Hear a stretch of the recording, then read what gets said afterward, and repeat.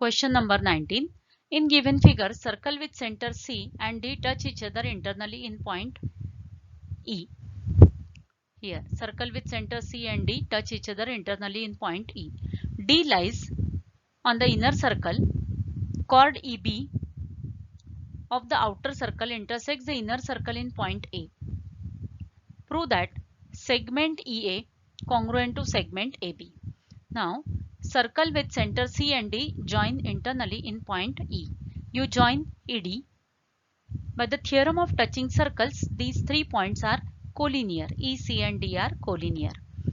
D lies on the inner circle with center C and therefore ED is diameter of a inner circle. Angle EAD is 90 degree, diameter subtends right angle in semicircle. Angle A is 90 degrees. EB is chord of outer circle with center D. Now point A is midpoint of the chord EB, perpendicular from center to the chord, bisects the chord and therefore EA congruent to AB. Question number 20. In given figure, AB is diameter of a circle with center O. Bisector of angle ACB, bisector is CD of angle ACB. It intersects the circle in point D.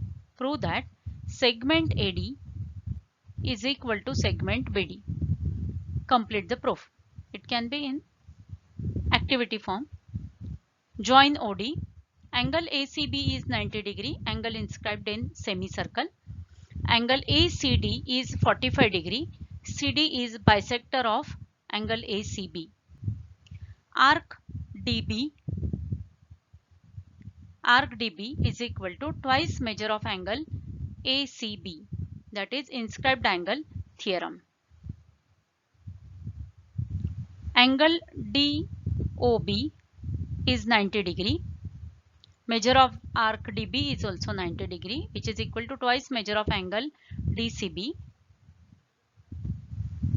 Now OA is equal to OB, radii of the same circle.